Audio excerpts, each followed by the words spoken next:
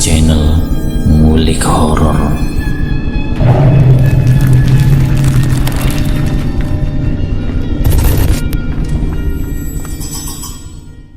Assalamualaikum warahmatullahi wabarakatuh. Kembali lagi di channel Ngulik Horor. Channel ini menceritakan tentang kisah-kisah misteri. Pada kesempatan kali ini saya akan membawakan kisah misteri yang diambil dari YouTube-nya Ngulik Misteri dan ditulis oleh @nafila. Kalian juga dapat mengunjungi YouTube-nya Ngulik Misteri ya. Nanti link saya akan sediakan di kolom deskripsinya. Oh ya, di dalam cerita ini nama dan tempatnya disamarkan semua ya, untuk menjaga privasi pihak yang terlibat di dalamnya. Yuk daripada kita lama-lama langsung saja kita simak ceritanya. Bismillahirrahmanirrahim. Kali ini saya akan membawakan kisah misteri yang berjudul Gagal Melakukan Ritual Membuat Petaka Bagi Keluarganya. Di kesempatan kali ini saya akan menceritakan kisah pengalaman seorang yang gagal melakukan ritual pesugihan yang ternyata berdampak kepada semua orang terdekatnya. Sebut saja namanya Toto. Toto ditemani salah satu temannya yang bernama Pak Burhan. Dia bukan hanya sebagai sahabat karib saja, tapi juga sebagai majikan dari Toto. Pak Burhan itu bukan hanya sebagai sahabat karib, tapi Pak Burhan juga sebagai majikan dari Toto. Waktu itu kondisi perekonomian keluarganya Toto dalam keadaan yang sangat minim, yang tidak stabil dengan pekerjaan yang dipekerjakan Toto. Sementara hutang-hutang istrinya semakin menumpuk. Tanpa diketahui oleh Toto, istrinya itu ternyata mempunyai hutang dari pihak bank. Istrinya Toto ternyata mempunyai hutang dari bank harian dan juga bank mingguan termasuk bulanan. Istrinya Toto meminjam uang di bank tanpa seizin dari Toto, yang jumlahnya pun tidak sedikit. Karena itulah yang membuat buruknya kondisi perekonomian keluarga Toto. Di setiap kali Toto mendapatkan bayaran dari Pak Burhan, semuanya habis dalam waktu 1 hari, hanya digunakan untuk mencicil hutang piutang istrinya. Kondisi inilah yang membuat Toto mempunyai inisiatif untuk lari ke pesugihan. Tapi untuk menjadi seorang yang kaya raya lewat pesugihan tidak semudah yang dibayangkan oleh Toto. Semua itu butuh proses yang membuat Toto harus berputar otak untuk mendapatkan itu. Ada syarat-syarat yang berupa mahar yang harus diberikan kepada juru kuncinya. Waktu itu Toto diantar oleh Pak Burhan ke salah satu tempat yang tidak jauh dari lereng bukit di salah satu wilayah provinsi Jawa Tengah. Toto diantar menuju ke tempat juru kunci itu untuk melakukan ritual pesugihan. Dengan mengendarai sepeda motornya hampir 3 jam perjalanan, akhirnya mereka sampai di sebuah rumah kayu dengan sekelilingnya pohon-pohon karet yang membuat suasana asri tapi sangat mencekam. Lalu kemudian Toto dan Pak Burhan masuk ke dalam rumah itu. Diketuk pintu rumahnya sampai berkali-kali, dan akhirnya si juru kunci itu keluar juga. Lalu kemudian Pak Burhan yang menyampaikan tujuan dan maksud dia datang ke sini. Dengan Toto yang mengikuti alurnya, Toto yang sempat menanyakan apa saja yang harus dipenuhi untuk bisa melakukan ritual pesugihan. Sementara keadaan Toto waktu itu tidak mencukupi, bahkan Toto tidak mempunyai apa-apa. Hasil dari komunikasi antara Toto dengan sang juru kunci, ternyata ada syarat-syarat yang harus Toto penuhi. Syarat-syarat yang harus dipenuhi yaitu sejumlah mahar dengan nominal 10 juta.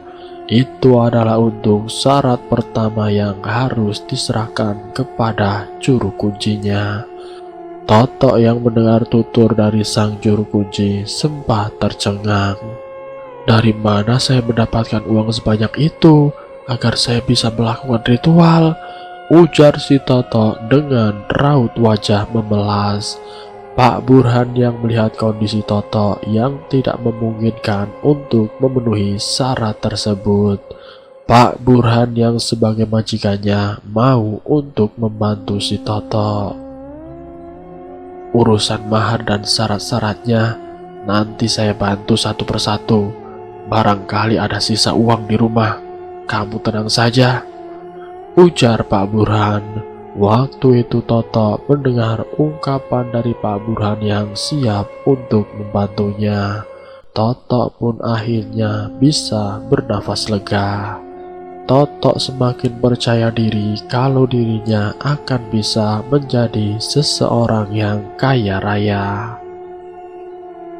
Bahkan Toto pun menjanjikan kepada Pak Burhan, "Pak Burhan, nanti kalau saya sudah kaya raya, uang Bapak yang digunakan untuk mahar ini akan saya kembalikan 10 kali lipat. Saya berjanji, Pak." Toto yang berucap sedemikian rupa yang disaksikan oleh sang juru kunci. Masalah mahar sudah dibereskan.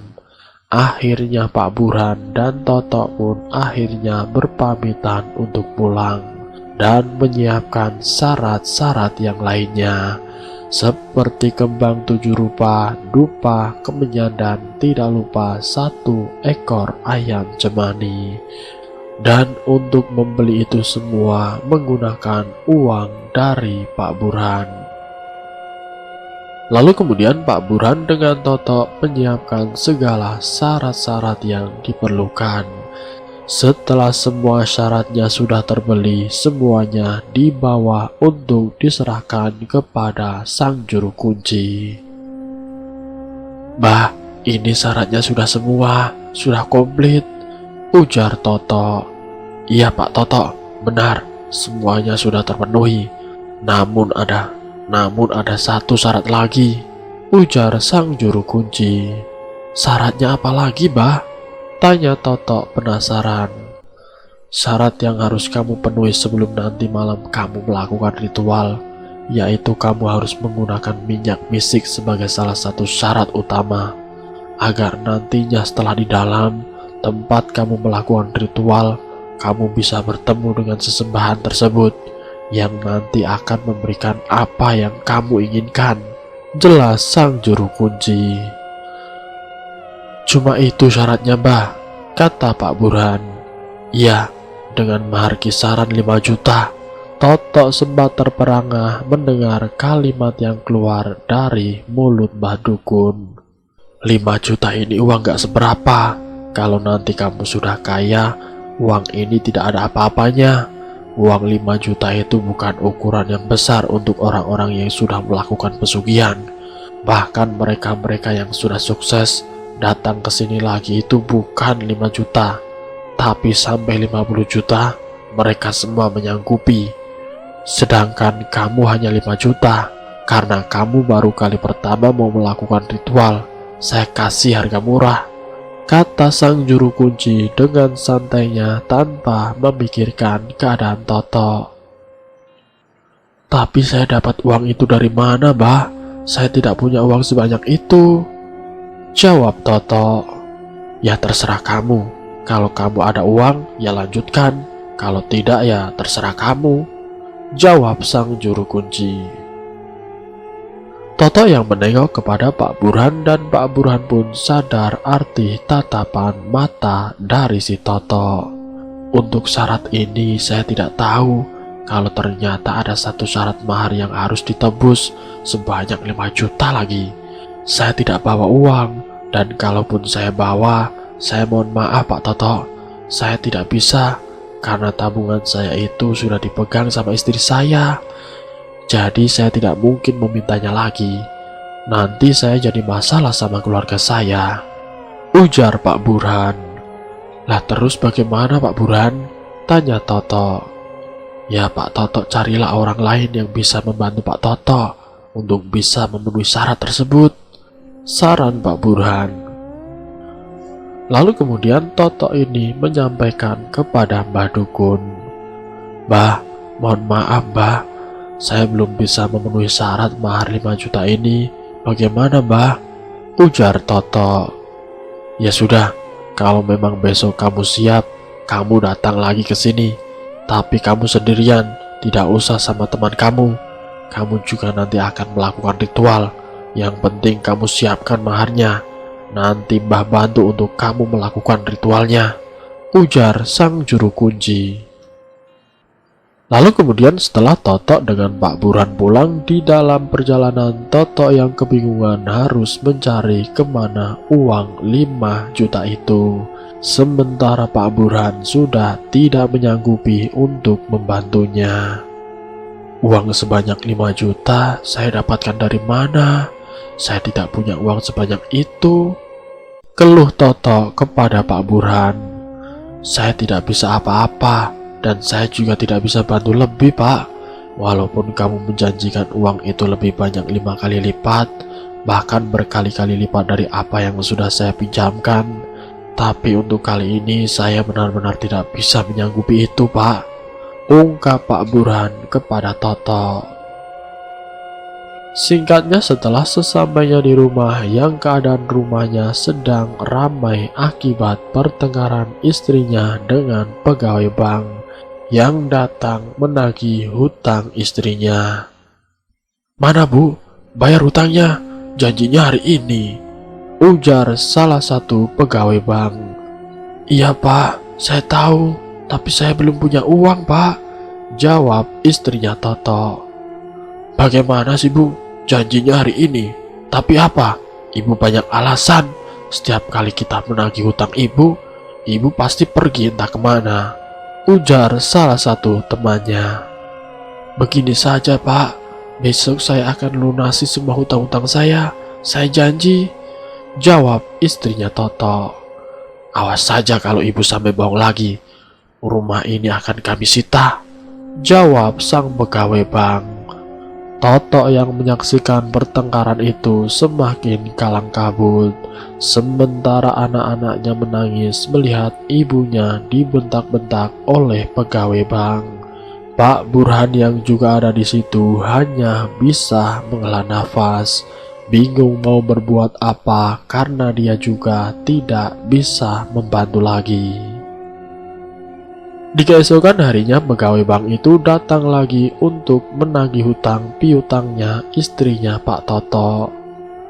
"Permisi Pak, bagaimana janji yang kemarin? Segera Bapak Ibu lunasi hutangnya," ujar salah satu pegawai bank. Mohon maaf Pak, begini, saya kan suaminya. Memang hutang istri saya itu berapa jumlahnya?" tanya Toto. "Total keseluruhan hutang istri Bapak sebesar 12 juta," jawab pegawai bank. "Hah? Yang benar saja Pak?" Sontak saja Toto kaget karena tidak menyangka bahwa istrinya senekat itu meminjam uang di bank yang jumlahnya tidak main-main. Namun Toto mengambil kesempatan di saat pegawai bank ini menjelaskan hutang tersebut. "Begini saja, saya minta pinjaman 5 juta lagi. Nanti akan saya kembalikan dalam waktu dekat," pinta Toto kepada pegawai bank. "Maaf Pak, hutang yang ini saja belum dilunasi. Sementara istrinya Bapak setiap kali ditagih entah kemana perginya. Bagaimana saya percaya lagi kepada Bapak?" jawab sang pegawai bank. "Loh, kamu tidak percaya sama saya?" ujar Toto. "Sesuai prosedur, Bapak harus melunasi hutang yang 12 juta dulu, baru Bapak bisa meminjam lagi," kata pegawai bank. "Oke, kalau begitu saya akan buktikan. Besok saya akan datang ke bank, akan saya buktikan bahwa saya bisa lunasi hutang-hutang istri saya," jawab Toto dengan memastikan. Kini beban Totok bukannya semakin berkurang tapi semakin banyak akibat hutang piutang dari istrinya. Sementara dia sendiri butuh uang 5 juta untuk membeli minyak misik yang akan digunakan untuk melakukan ritual pesugihan. Namun kali ini Totok semakin bingung. Pokoknya barang yang sekiranya masih bagus dan bernilai harganya, semuanya dijual. Yang hasil penjualan barang itu uangnya akan digunakan untuk syarat ritual. Lalu kemudian Totok memanggil salah satu orang yang mau membeli barang-barang milik Totok, yang jika ditotal jumlahnya hanya 3 juta, tidak sampai 5 juta. Waktu itu jam sudah menunjukkan pukul 5 sore. Totok pun harus segera mencari uang 2 juta lagi. Semalaman Totok kesana kemari, hampir semua rumah tetangganya dia masuki untuk Totok mencari pinjaman. Namun dia tidak dapat pinjaman sepeser pun. Di pagi harinya Totok yang sudah menjanjikan kepada juru kunci untuk membawa uang 5 juta. Tapi Totok hanya punya 3 juta. Totok pun memberanikan diri untuk datang ke juru kunci tersebut sendirian. Dia berangkat jam 8 pagi sampai ke sana kurang lebih jam 12 siang. Setelah sampai di sana, dia menceritakan kepada sang juru kunci. "Mbah, ini saya hanya ada 3 juta. Bagaimana, Mbah? Bisa tidak, Mbah?" Kata Totok. "Kan saya sudah bilang, harga mahar minyak itu 5 juta. Kamu ini kalau mau nawar di pasar, bukan di sini. Kalau kamu tidak bisa menyanggupi, ya sudah, tidak usah lakukan ritual. Kamu pulang saja," bentak sang juru kunci. "Tapi Mbah," kamu sudah saya kasih keringanan. Seharusnya kamu nanti malam sudah melakukan ritual pesugihan. Tapi kamu datang dengan mahar 3 juta. Mohon maaf, saya tidak bisa menerima uang itu. Silahkan pulang, tidak usah melanjutkan ritualnya. Kalau kamu memang mau melakukan ritual itu, penuhi semua syaratnya dengan uang 5 juta. Paham kamu?" Mbah Dukun memarahi Totok karena tidak bisa memenuhi syarat untuk ritual. "Tapi saya ingin melakukan ritual pesugihan, Mbah," ucap Totok memohon. "Kalau memang kamu tidak bisa menyanggupi, sebaiknya kamu pulang saja. Karena hanya 5 juta itulah kamu akan bisa menjadi orang kaya raya. Tapi kenyataannya, kamu hanya punya 3 juta saja," bentak sang juru kunci lagi. Totok yang tidak memenuhi syarat untuk memenuhi harga mahar, yaitu minyak misik, untuk melakukan ritual. Akhirnya Totok pulang dengan tangan hampa, dibawa uang 3 juta itu kembali, tidak jadi melakukan ritual. Sepulangnya dari tempat Mbah Dukun, Totok datang menemui Pak Burhan. "Pak Burhan, saya tidak bisa melakukan ritual tersebut, Pak," keluh Totok. "Memangnya kenapa, Pak Totok?" tanya Pak Burhan. "Uangnya kurang 2 juta, Pak. Dan saya disuruh pulang, padahal kata juru kunci itu, nama saya sudah didaftarkan untuk nanti malam melakukan ritual. Padahal tadi itu saya tahu banyak orang-orang yang datang yang meminta bantuan kepada Mbah Dukun. Ya sama saja dengan saya ingin melakukan ritual pesugihan. Tapi melihat kedatangan saya waktu itu, Mbah Dukun yang sedang bicara dengan orang-orang itu langsung meninggalkannya dan mendatangi saya, dan kemudian menanyakan maharnya, sudah siap apa belum? Tapi mendengar apa yang saya bawa, saya langsung ditolak mentah-mentah dan disuruh untuk pulang. Terus bagaimana ini Pak Burhan? Uang 10 juta yang sudah Pak Burhan serahkan untuk bantu saya belum bisa untuk mengembalikan uang 10 juta itu, Pak," jelas Totok. "Ya sudah Pak Totok, nanti kalau Pak Totok bekerja di sini, ya mohon maaf, gajinya 50% saya potong. Entah sampai kapan utang itu selesai. Pokoknya 50%-nya itu saya ambil selama Bapak bekerja dengan saya, jawab Pak Burhan. Setelah apa yang disampaikan Pak Burhan, Toto ini pulang ke rumah dengan mata kosong dengan keadaan hampa. Semenjak saat itu, keadaan Toto semakin kacau. Dirinya sering merenung dengan kondisi istrinya yang selalu dikejar-kejar pihak dari bank. Seminggu setelah kejadian, dia ditolak oleh sang juru kunci.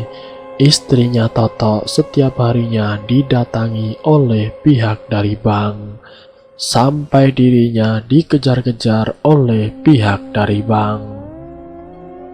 Saat dirinya berusaha mengumpat kejaran dari pihak bank, istrinya Toto bersembunyi di belakang rumahnya.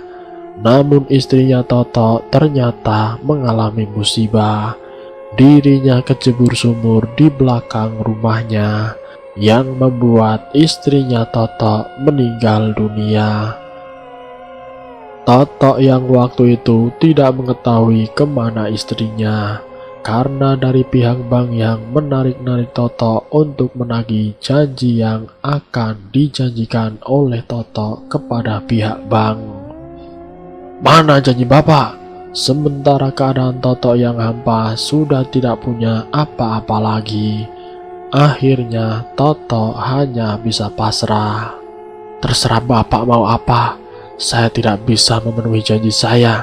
Terserah apa yang ingin Bapak lakukan.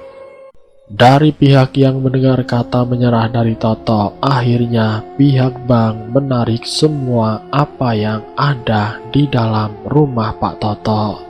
Semua barang-barang yang tidak ada harganya pun ditarik oleh pihak dari bank. Setelah pihak bank mengeluarkan semua barang-barang miliknya Pak Toto, dan pihak dari bank yang tahu benar sifat istrinya Toto yang suka menghilang, mereka mencari tahu di mana keberadaan istrinya Toto. Yang tanpa sengaja Toto yang saat itu ingin ke belakang rumah melihat tubuh orang yang sudah mengapung di dalam sumur.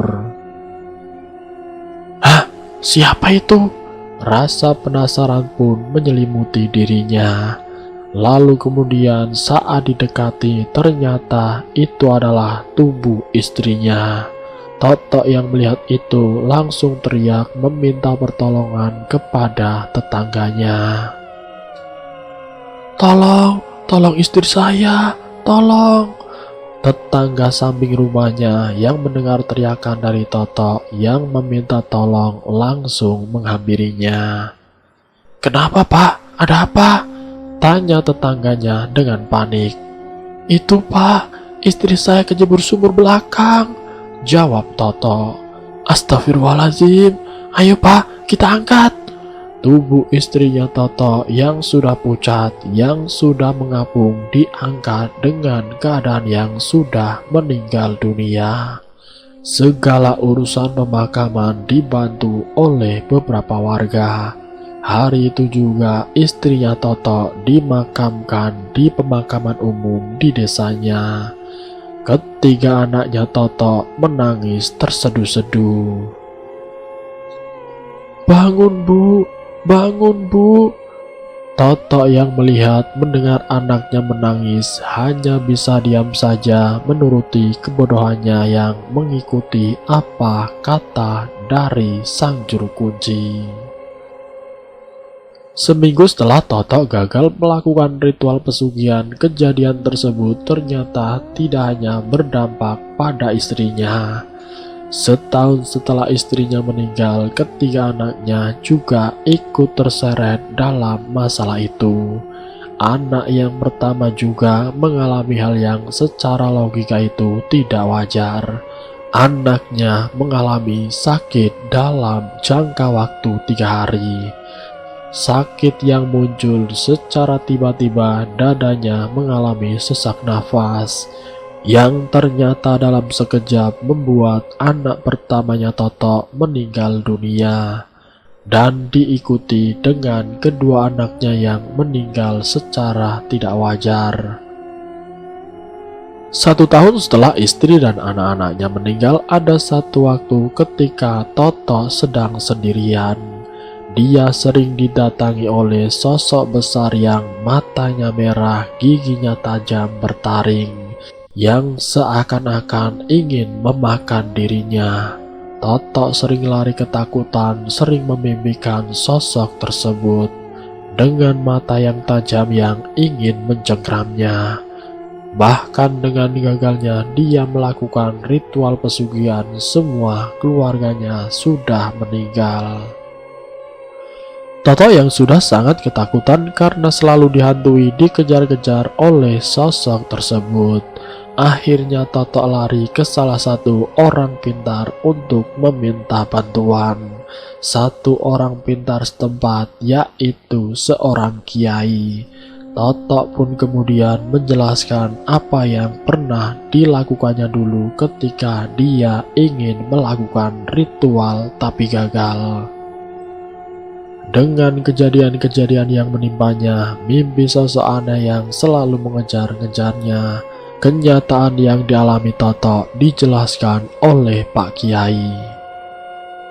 Jadi begini, sosok itu adalah siluman yang tujuannya untuk mencari orang-orang yang sudah melakukan pesugihan untuk dijadikan budak mereka untuk dipekerjakan di alam lain.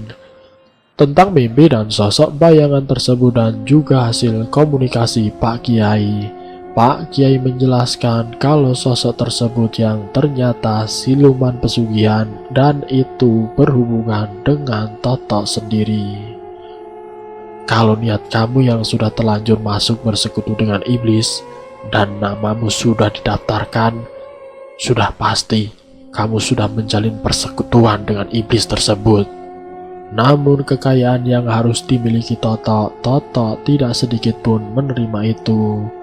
Lalu bagaimana caranya untuk menghindari ancaman sosok tersebut, Pak Kiai? Waktu itu Toto diberikan nasihat dan saran oleh Pak Kiai agar Toto mau melakukan sholat tobat. Inilah yang membuat Toto akhirnya bisa selamat dari cengkraman iblis atau siluman tersebut. Tapi selamanya Toto tidak bisa menyelamatkan seluruh keluarganya. Semuanya sudah terlanjur meninggal dan semua keluarganya dijadikan budak oleh pesugihan yang niatnya dilakukan oleh Toto. Dia menyesal, tapi penyesalan itu tidak ada gunanya. Seluruh keluarganya sudah meninggal semua. Sementara Toto semenjak dia sadar, dia menghilang entah kemana. Dia meninggalkan kampungnya. Dia tidak ingin diketahui oleh tetangganya kalau dia pernah ingin melakukan ritual pesugihan. Makanya Toto sampai sekarang menghilang entah kemana. Dan selesai.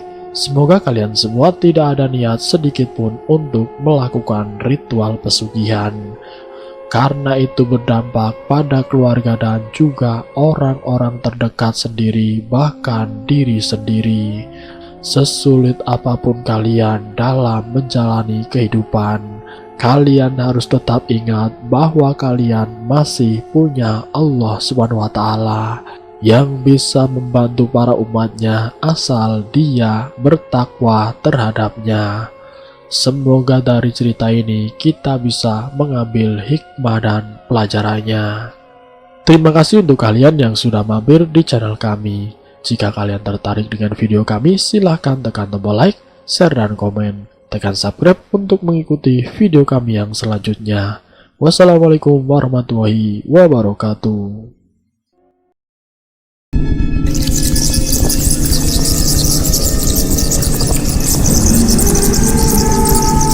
Selamat datang di channel Ngulik Horor.